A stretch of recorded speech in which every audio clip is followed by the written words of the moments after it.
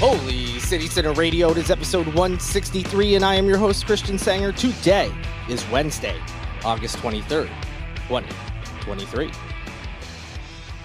How many days into the school year here in the Charleston area did it take before there was an incident involving a gun? One. Shocker. Also, a Charleston mayoral candidate arrested on DUI charges. Another shocker. Although you may be surprised with some of the details in these stories, I don't think the headlines surprise you too much. Especially, well, you know what? Both the guns thing, that could have been told just about anywhere in this country, and I don't think anyone would have doubted it. Obviously, Charleston, with his propensity for drinking, even if we don't have a history of mayors necessarily getting in trouble, I don't think that necessarily shocks anyone either. We've got all sorts of stories to get to. I'm not going to waste much more of your time. Thank you for listening, though. I really appreciate it. Don't forget to subscribe to the podcast so you don't miss the next episode on Friday or any ones after that. No real updates here in Holy City Centerland. Hoping to get to a show as well as a couple media events coming up, so I will report back on those on future episodes. But so far, the week has been quiet, so not a whole lot to pass along. So without any further ado, let's get into some of those stories that I was just alluding to. Yes, as I mentioned, one of the candidates running to be the next mayor of Charleston has been charged with driving under the influence. That candidate is Deborah Gammons. The 63-year-old was charged with DUI first offense, according to jail records being reported by Live 5 News. An incident report from the Mount Pleasant Police at Live 5 also said that an officer pulled Gammons over because she was failing to maintain her lane of travel. A second officer arrived shortly after the traffic stop started and reported that Gammons had a, quote, very dazed look on her face, end quote, and also looked drowsy. Police also reported that she had slurred speech and had the odor of an alcoholic beverage coming from her. Gammons told the officer she was coming from Folly Beach, identified herself as a lawyer and a professor at Charleston Law School. She then told police that she did not have any alcohol despite having, quote, glossy eyes and droopy eyelids. Again, this all according to the police report. Gammons has not released a statement yet. Police also said that Gammons refused to complete a standardized field sobriety test and then was placed under arrest for driving under the influence. That's a guarantee. If you're asked by the police if you would be okay with taking the sobriety test, you say no, you're going to be taken into custody. And that's exactly what happened. She also refused to submit a breath sample and went on to sign a notice of suspension. Again, another automatic thing if you refuse a breathalyzer or any field sobriety tests. Live 5 tried to get some comment. So far, her campaign has not responded. The Charleston School of Law did list her as a distinguished visiting professor. That's according to their website. And Dean Larry Cunningham released a statement following news of Gammons' arrest. It said simply, quote, "We cannot discuss personnel matters except to confirm that Professor Gammons is an employee of the law school and timely disclosed her arrest to us," end quote. Gammons was booked into the Al Cannon Detention Center at 1:15 a.m. on Saturday and has since been released on a personal recognizance bond of $992.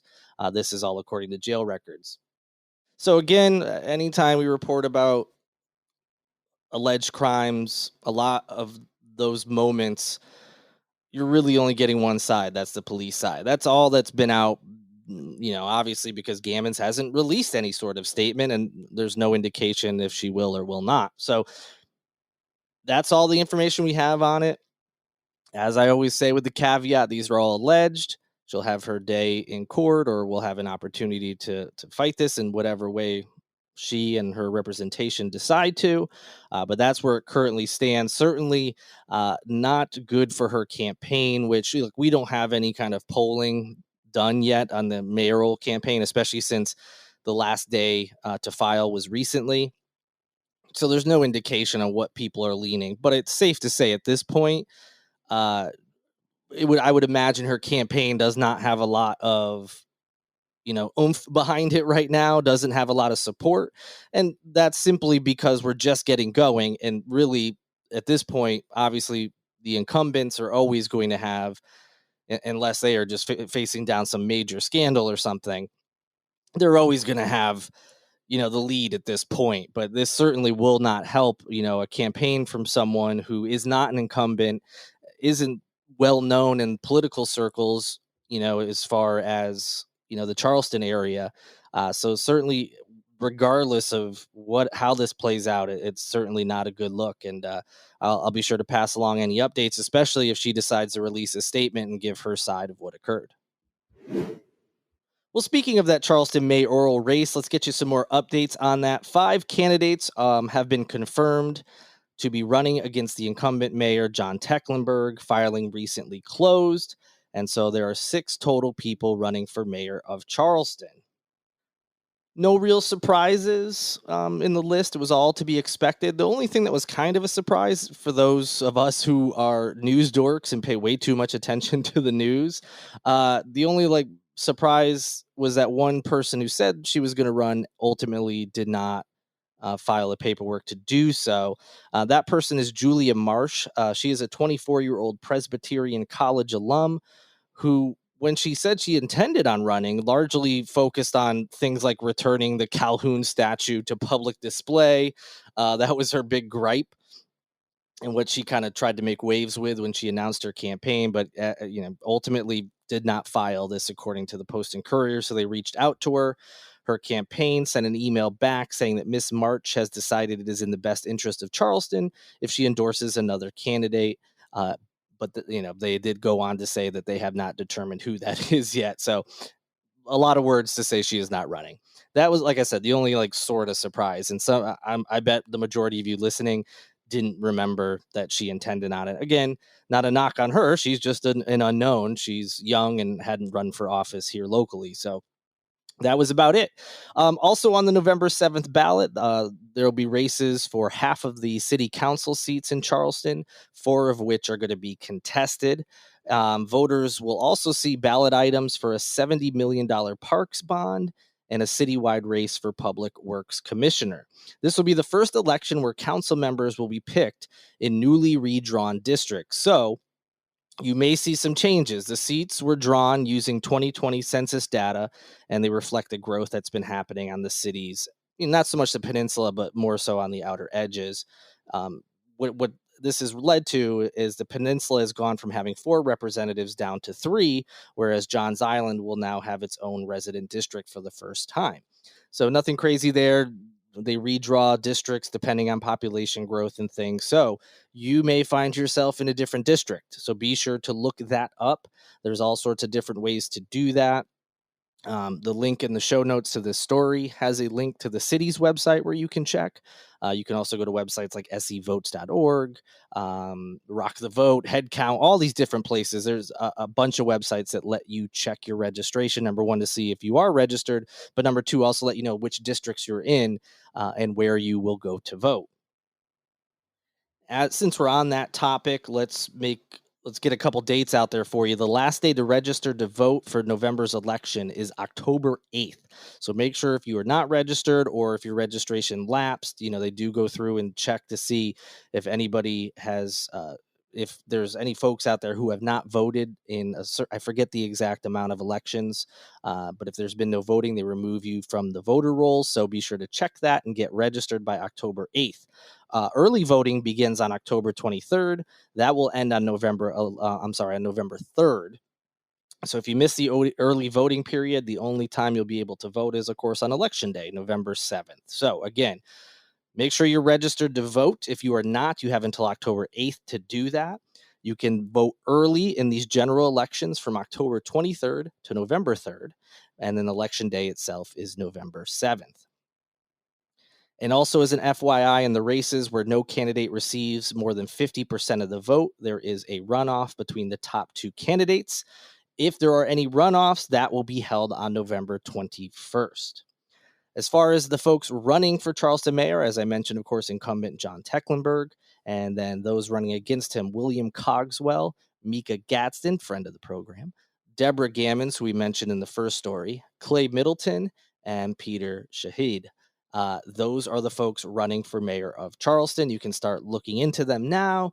There'll be more press on each of them now that everything's official, whether they're sending out things on social media or news is covering things. It's time to start looking and deciding who you would want to vote for mayor of Charleston. Are you going to give Mayor Tecklenburg another term? He said it will be his final term no matter what happens. He's saying this is the last time he'll be running. Or are you looking at one of these new candidates? So lots of time between now. It may not seem like it, but there is so much time between now and the election. A lot can change, a lot can happen, but just expect more and more coverage in the coming weeks and months. All right, another story I alluded to at the top where I asked how many days into the school year did it take before we had a gun incident on school grounds? The answer was 1. Why is that? Because a mother and a grandmother were arrested following an altercation that happened outside a Goose Creek school on Monday morning. Yes, it was the first day of school for students. Officers with the Goose Creek Police Department were dispatched to Westview Primary School just before 8 a.m. Because of a verbal argument between parents in the school's parking lot. And during this altercation, argument, whatever you want to call it, a person reportedly brandished a pistol. 3 individuals in total that were in 2 different vehicles were involved in the altercation, according to police.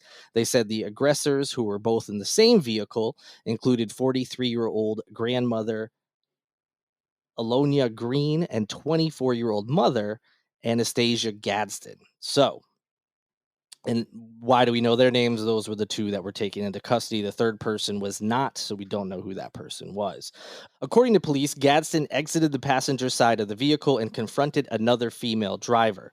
Green then exited the driver's side of the vehicle and approached alongside Gadsden. At this point, Gadsden reportedly brandished a pistol, towards the victim who was sitting in the other vehicle.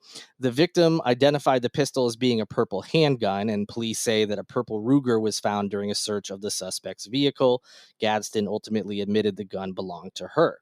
A second pistol was located in a purse that belonged to Green, and both were ultimately arrested and taken to the Berkeley County Detention Center.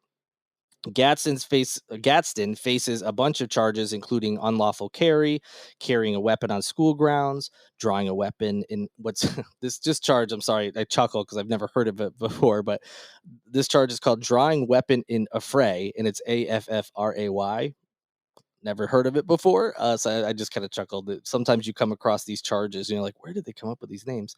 And the other charge is disturbing schools. Meanwhile, Green is charged with public disorderly conduct, carrying weapons on school grounds, and unlawful carry. According to police, it is illegal to bring a weapon on school property, even if you have a concealed carry permit. So if you're wondering, that's the reason. So far, it is not clear what led to the altercation. If there's any notable updates, I'll be sure to pass them along. But no surprise, it was day 1 and there's already a gun incident. Thankfully, no one's hurt or anything, of course. And it's, I made the joke, this is the story we're talking about, but it really isn't even the only incident. There's also been, I believe it was out in Waccamaw, one of their schools. There was an issue where a child was saying he was going to bring a gun to school. And yeah, we're in week 1, day 1, and we're already talking about people having guns on school property. And as other schools around the country get back into the swing of things, we're just going to hear more stories about these. And, all we can hope for is they all are, serious, but a little silly stories where no one is hurt. People are overreacting, but not in a way that is ultimately, harmful to anybody else. Although I'm sure for the person in the other car, this was a very scary situation. But yeah, no surprise there. One day in, we're already talking about guns. I have an update on that really horrific story involving sex trafficking. It's been several months since we've had an update on this story. You may need a refresher, so I'll provide some more details here. But this is the update. A former Lowcountry businessman was sentenced for his role in a child sex trafficking ring. That man's name is Earl Caldwell the Sixth. Excuse me. He's also known by the name Dawson. He pleaded guilty and received a 78-month sentence. And you are going to be surprised that he only got 78 months, which, by the way, is 6 years when you hear what he was now convicted of doing. But yes, 6-year sentence in a federal prison. He has already spent 2 years in a jail in Charleston County, along with co-defendants Cedric Riley and Jessica Mills. Investigators say Riley acted as the minor's pimp, while Mills groomed the girl for prostitution, even appearing in sex ads with her. Prosecutors said Caldwell acted as the 17-year-old victim's sugar daddy, where he paid her nearly $40,000 over a 6-month period to have sex with him. Caldwell, Riley, and Mills were arrested after the victim informed a nurse in Savannah that she was forced to have sex with up to 15 men a day. Just horrific nightmare situation. And this poor, I mean, now she's a woman, she's over the age of 18, but she was only 17 when this first came to light. Just unthinkable. At sentencing, Caldwell apologized to the victim as well as his family and friends, who, by the way, some actually showed up to support him.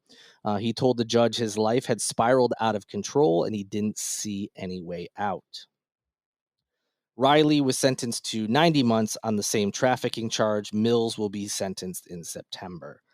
So, whether you remember that story or not, just even those little bit of details I told you are horrific and unthinkable, as I mentioned. And 6 years is what the main perpetrator gets in this crime. Just doesn't seem like it's anywhere near enough, considering what he put this poor now woman but girl through, when this horrible situation was going on.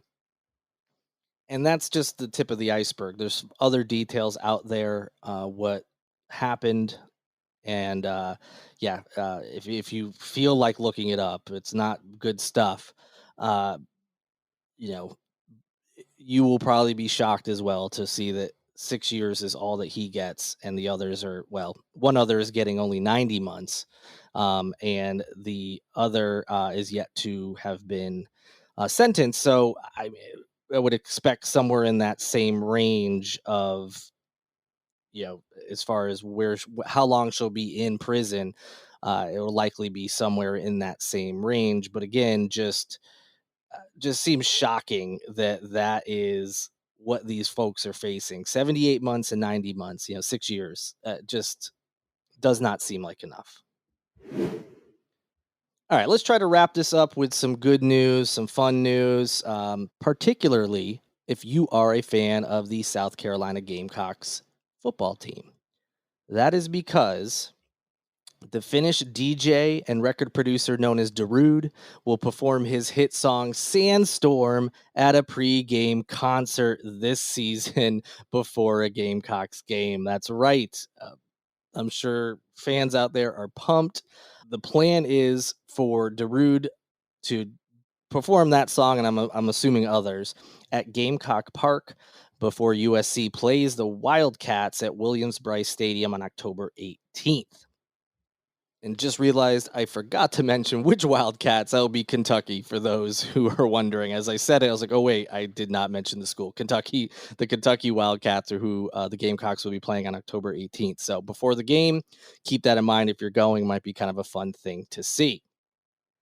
For those who don't know, the song has become the de facto anthem for, Gamecock sporting events in general, but particularly in football, since it debuted at Williams-Brice Stadium back on October 4th, 2009, when USC was hosting Ole Miss. During that game, the Gamecocks were up 16-10 late in the fourth quarter, with Ole Miss facing a big third down. The song was played, and when play resumed, USC sacked Ole Miss's Javon Sneed, and the next play, USC picked off Sneed and sealed the win.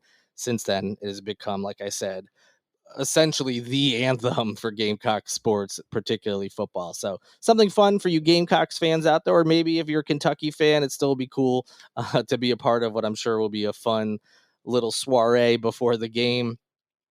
Seeing Darude play Sandstorm in person, definitely a unique and fun story, and a good place to end today's show.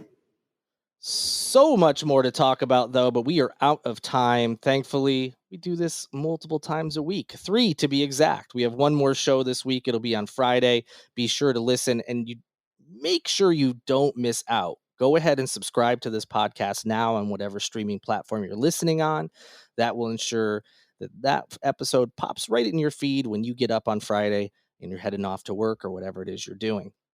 It also makes sure that every episode, which comes out Mondays, Wednesdays, and Fridays, will also show up right in your podcast feed. You won't miss out. It also helps me get this podcast out into other people's devices. So, not automatically, it just will, better chances. And this isn't like YouTube where they loaded a whole album on people's devices.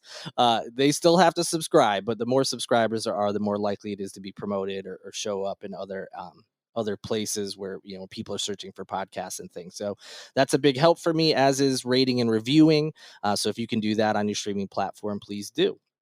You can also help out by going to holycitycenter.com/shop, where you can pick up merchandise, or going to patreon.com/holycitycenter, where you can sign up for a support tier. Thank you to Tyler Boone, whose music you hear in each and every episode of Holy City Center Radio. And a big thank you to Cole Collins with LMC Sound System for producing this episode. Can't wait to talk to you on Friday. Be sure to enjoy the rest of your week. And until I talk to you, good night and good luck.